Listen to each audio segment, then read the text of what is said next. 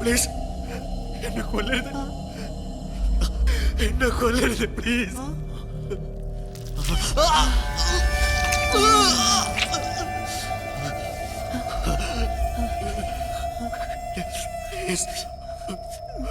Please എന്നെ കൊല്ലരുത്.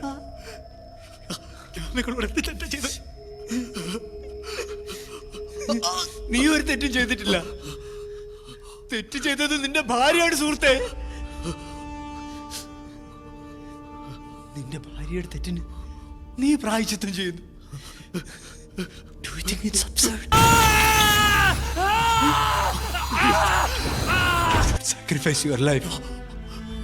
No. You should sacrifice your life. No. You should sacrifice your life.